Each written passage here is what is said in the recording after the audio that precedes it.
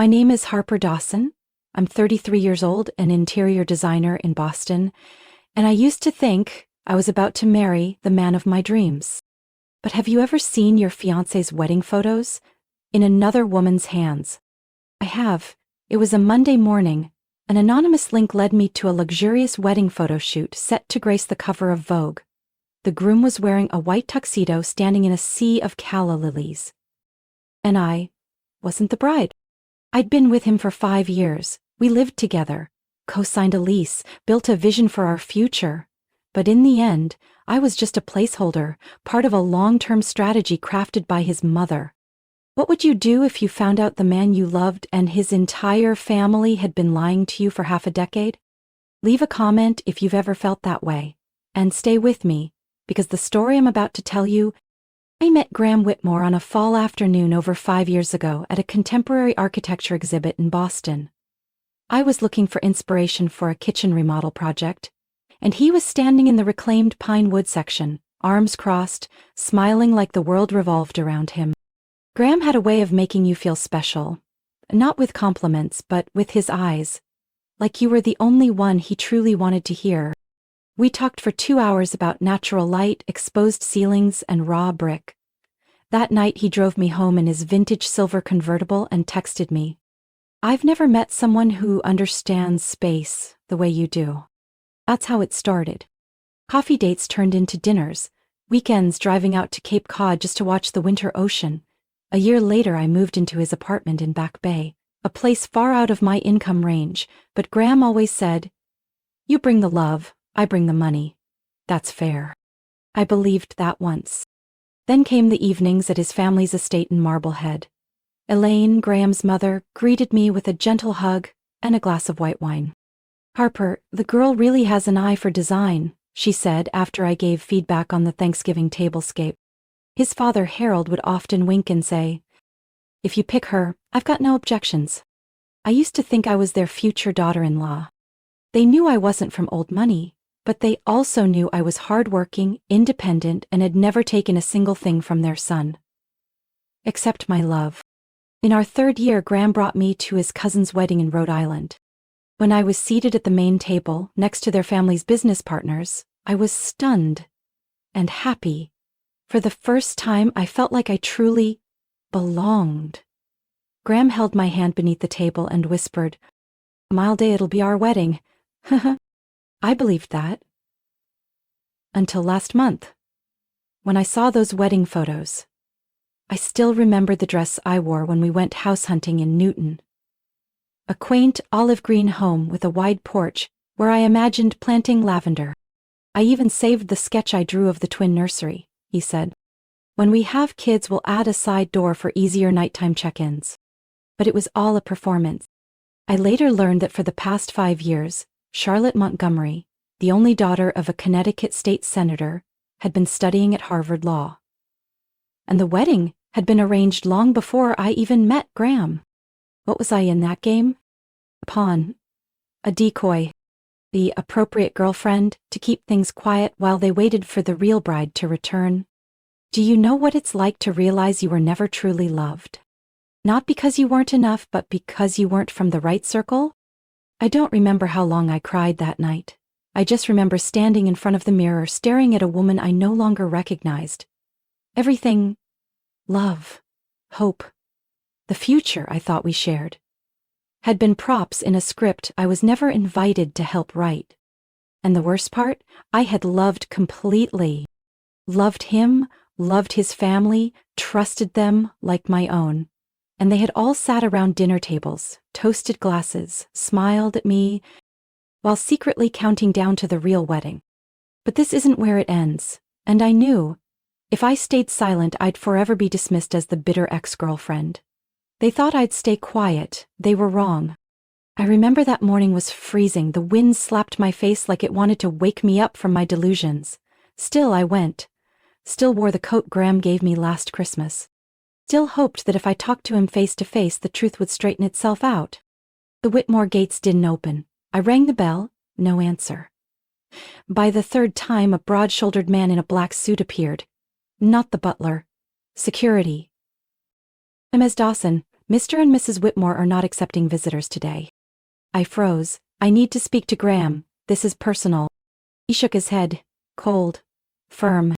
I've been instructed not to let you in. Before I could react, a side door opened. Elaine Whitmore stepped out, holding a white porcelain coffee mug, as composed as if she were heading to water her garden. Harper, she said, like a mother catching her daughter making a poor decision. You shouldn't have come. I stood still, gripping the folder Graham had left at my place. You knew all along, didn't you? She stared at me for a long moment, then sighed like she was tolerating a child who still didn't understand. You have heart, Harper, but heart isn't enough, not in our world. Our world? I echoed, my throat tightening. Graham needs a partner who can elevate him, politically, financially, socially. Charlotte Montgomery is that partner. I bit my lip. And what am I? Elaine wasn't angry. She wasn't even irritated. She simply didn't care. You were part of his growth, but the path ends here. And with that she turned away. I stood before their iron gates, so cold I could no longer see my reflection in the car's side mirror. Every mask they had ever worn, the warmth, the compliments, even the line "Harper has great taste," melted into nothing. That afternoon Graham came by, not to explain, but to ease the tension. I'm sorry you found out that way, he said, sitting across from me in the apartment we once shared. I should have prepared you. But things got complicated. Complicated? I laughed bitterly. I gave you 5 years of my life, and all along you swore it was love. I had your house key. You said we'd buy a house together, and it's complicated? Graham wouldn't meet my eyes. I did care. It wasn't fake. I saw something in his eyes. Maybe shame? But not enough to be regret. Then why are you marrying her? He swallowed.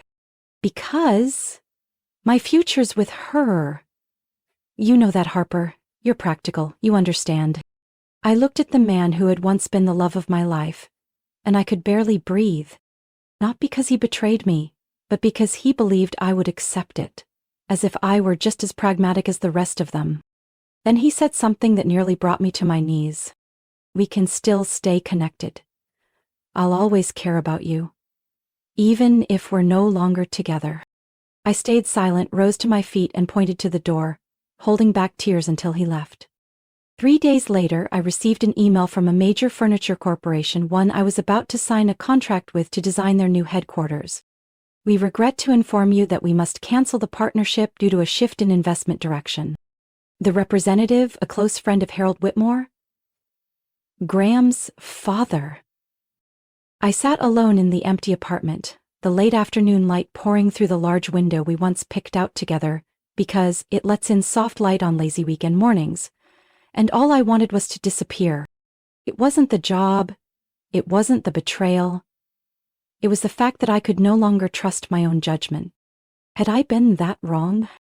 Wrong to believe in love? Wrong to think I was chosen for who I was, not as a temporary fixture in someone else's grand plan? I didn't know. All I knew was that by then I had lost almost everything. Love, career, trust, and the only thing left was a fragile thread of self-respect. And I wasn't sure how much longer I could hold on to it. I can't remember how many days I spent moving between the bed and the armchair by the window. Each morning, when sunlight crept through the curtains, I felt like I was being forced to exist one more day, in a life that no longer felt like mine. Food lost its taste, words left my mouth, even my phone became a stranger, used only to silence notifications from people who once called themselves friends, now gossiping like they'd never sat at my dinner table.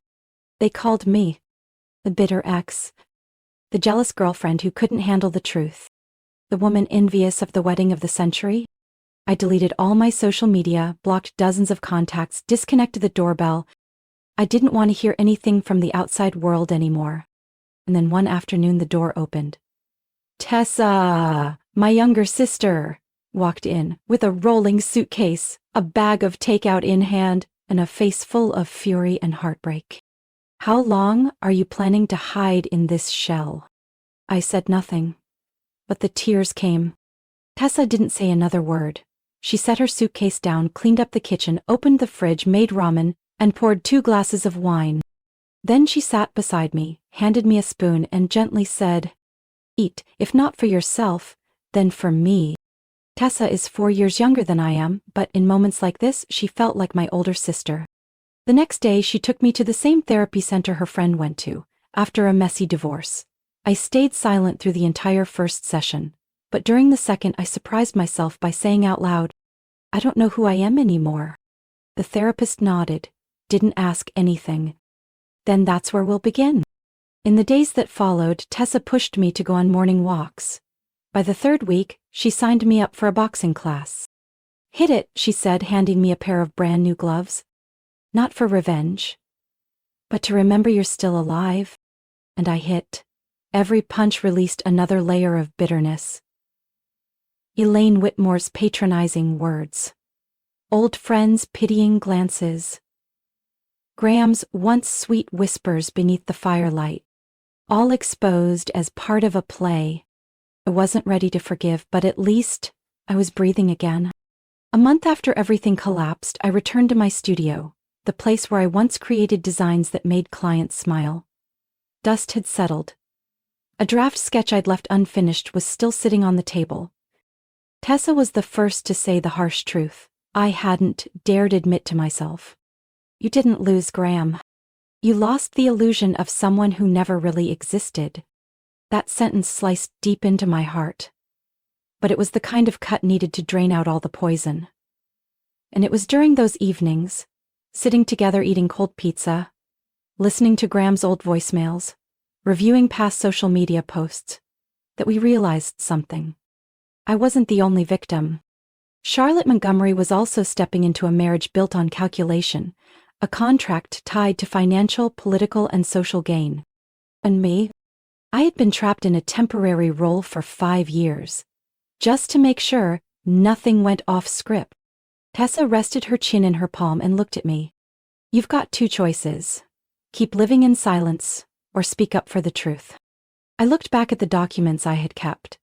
Emails, messages, even design sketches Graham and I created for our so-called dream home. I began to understand this wasn't just personal anymore. This was about dignity. About being recognized as a human being, not a prop on someone else's stage. And I knew I couldn't return to who I was. But I could stand up and move forward in a different way. This time, not to hold on to anyone, but to reclaim my voice. I still remember the night Theo knocked on my door, laptop in hand, eyes blazing with urgency and rage. "You need to see this," he said, not even bothering to take off his coat. "Right now."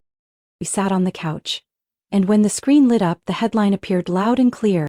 Vogue exclusive, "The Wedding of the Decade, the Whitmore-Montgomery Union to air live on East Coast Channel." 2 weeks ago, I was still sharing a home with Graham, planning our future, one paint color at a time. Now his wedding was being produced like a reality TV show. Lavish, curated, more public than any Hollywood film. Theo scrolled through the coverage. They're branding them as the East Coast's new power couple, Charlotte the Harvard lawyer, Graham, the founding director of a $200 million real estate project. He paused. "And you?" Not a single line, like you never existed. I couldn't even name the feeling. It wasn't pain anymore, just a hollow quiet I couldn't shake.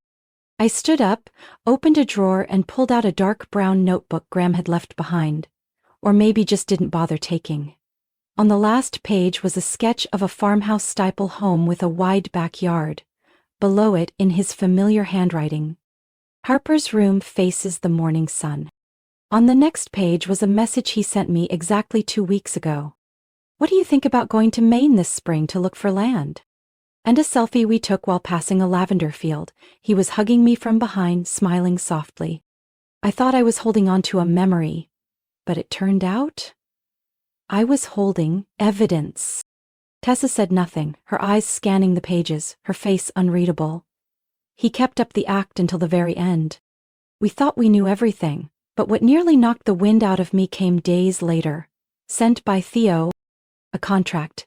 Signatures clear as day. Elaine Whitmore, Charlotte Montgomery. Legal representatives from both sides. Title: Family Protection, Reproduction, and Legacy Agreement.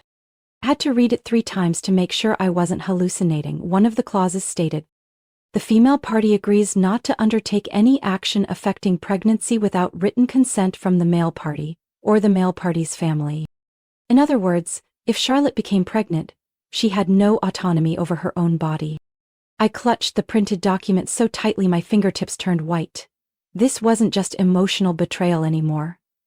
This was an entire power structure, a system where women were chosen, controlled, and labeled worthy if they were born into the right families and kept their mouths shut.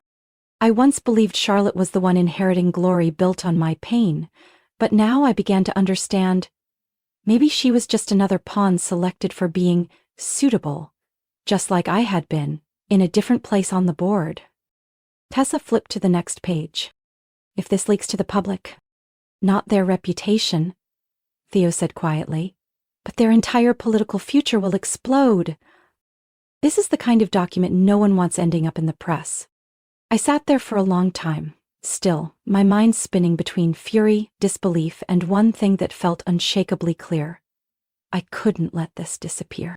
Not for revenge, but so no one else would become me, or Charlotte, in a game where every decision was made in advance, by people who never saw women as full human beings. I met Theo's eyes, then Tessa's. Neither of them needed me to speak. They already knew we had enough truth. And I knew exactly what I would do with it. I've never been someone who likes causing a scene. For years, I chose kindness, chose to be polite even when disrespected. I once thought silence was a form of maturity. But sometimes, if you don't speak up, someone else will rewrite your story in a way that makes you disappear. The first meeting took place at the apartment of Miles and June, my closest friends since college. Miles is an intellectual property attorney, rigid, principled, and won't lift a finger unless it's legally airtight. June is the opposite, an independent journalist, sharp, fearless, and known for digging into sensitive investigations. Tessa, Theo, and I brought everything we had gathered: photos, emails, handwritten notes, the reproduction clause, even a video of Graham hugging me at a ski cabin 2 months ago, while he was already officially engaged to Charlotte. Miles flipped through the documents slowly. "This will be explosive, but it has to be done right. No edits, no exaggerations. Everything must be verifiable truth." June nodded. "I'll prepare 2 versions of the report. One if we can publish right after the wedding. The other in case media access gets blocked. Then I'll use my independent network and local station contacts." "What if they sue?" "They might try to scare you," Miles said, calm. "But with what you've got, and if you don't embellish a single word, they won't dare go to court. The truth is what terrifies them most." We mapped out the ceremony layout, screen placement, where Graham would stand, guest entrance paths, broadcast camera angles, and the exact moment the wedding music would begin. Theo coordinated a plan to access the hotel's AV system, not to sabotage, but to insert real images at the precise moment of the vows. He's a media expert with former ties to major agencies and had a contact on the production team for the channel airing the wedding. "We're not here to cause chaos, no screaming, no scenes, no public humiliation," I said firmly. "I just want to tell the truth, in a place where they can't look away." Tessa squeezed my hand. "You won't be doing this alone." 3 days later, we split up the roles. June dug into hotel details. The ceremony would take place outdoors beside a rose garden within the grounds of an upscale resort. Guests would have their IDs checked at the gate, but anyone with a vendor badge or backup crew list might get through. Miles handled the legal side. He drafted a written statement where I simply recounted facts, no assumptions, no offensive language.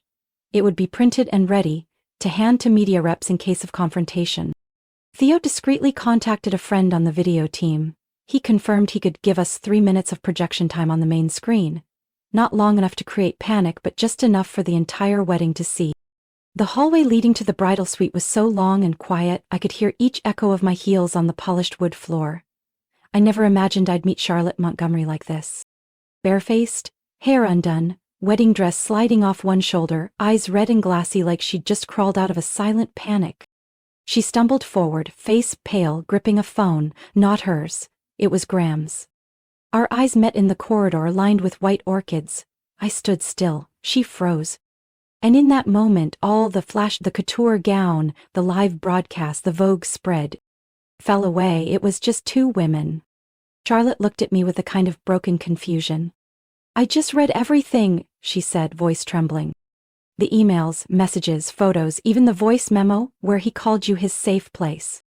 I'm guessing he never said that to you, did he? She let out a faint, bitter laugh.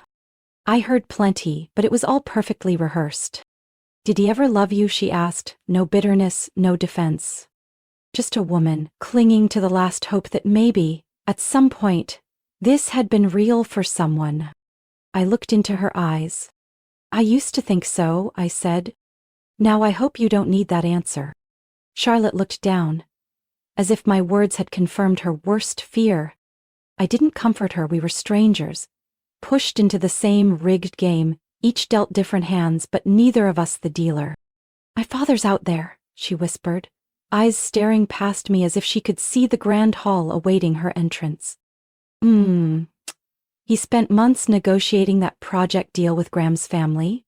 My mother commissioned my dress from Paris, and I've told everyone I'm happy. A painful smile formed at the corner of her lips. I wanted to say something, but Charlotte looked up, her eyes lit with a quiet kind of resolve. What are you going to do? I asked.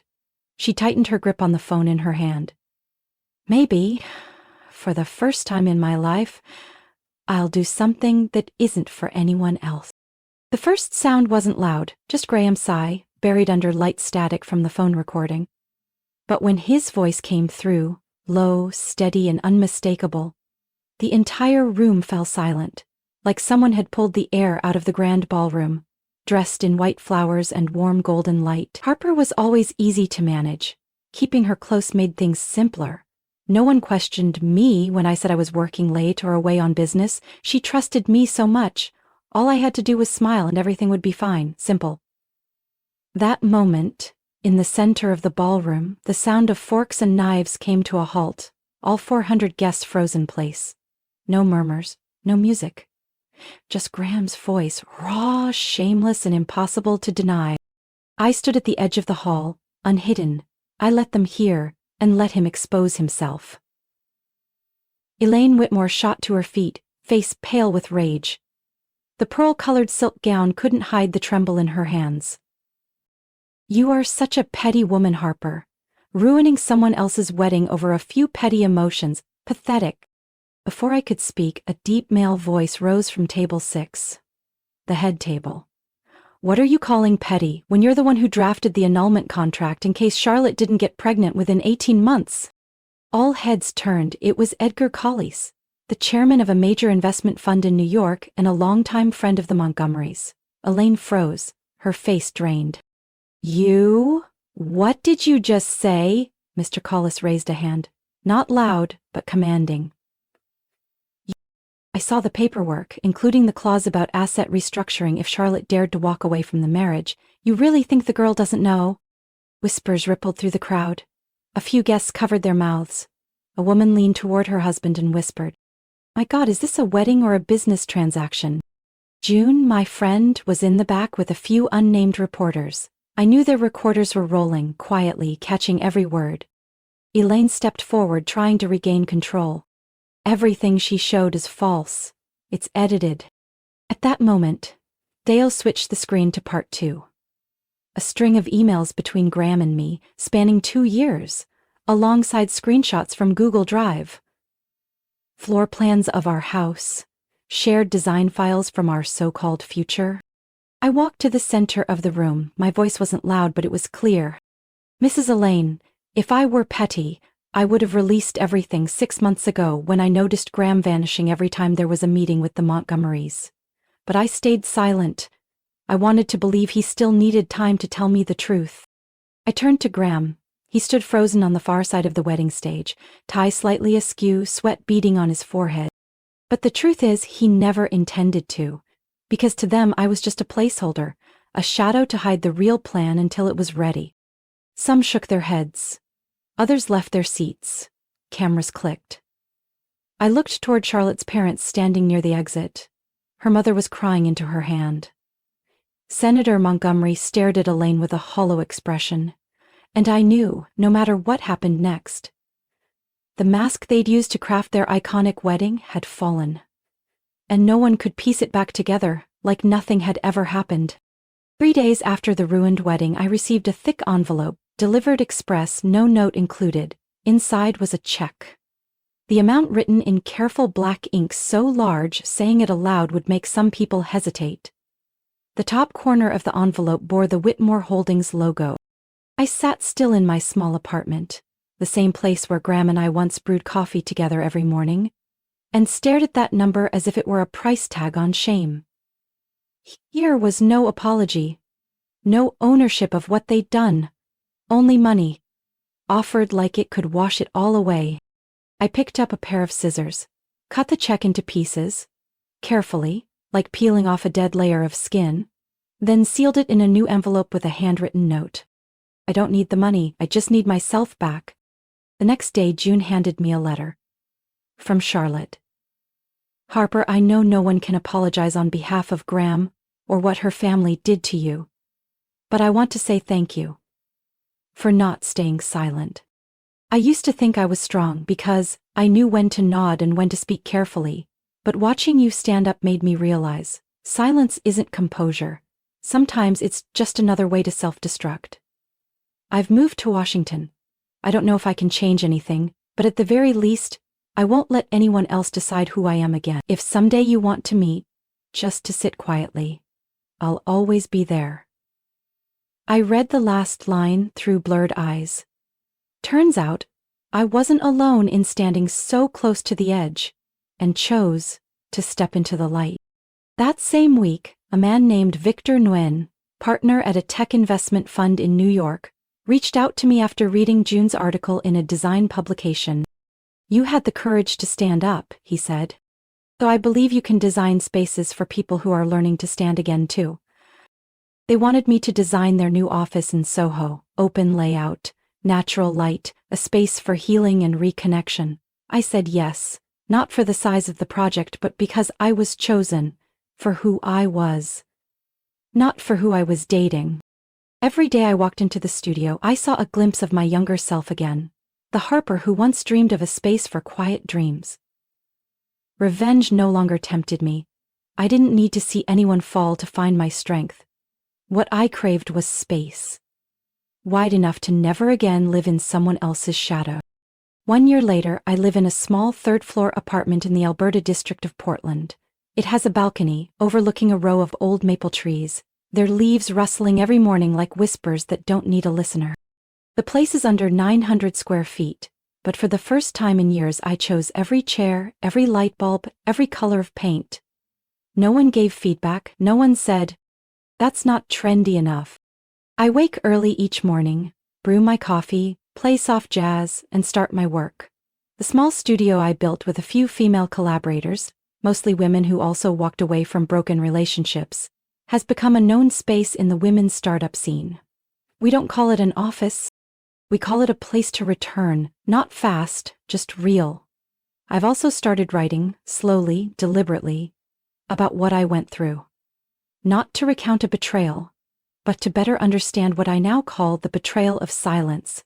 That moment when you can't even name the pain, but it seeps in, day by day, night by night, until you no longer recognize yourself.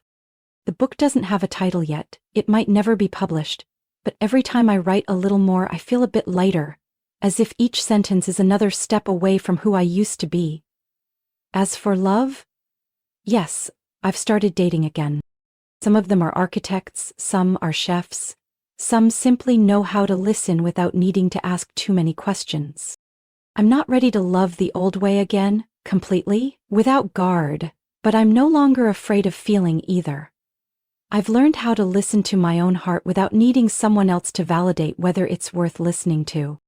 And then, one evening in March, while I was sharing a glass of wine with Tessa on the balcony, my phone buzzed. A message from Theo.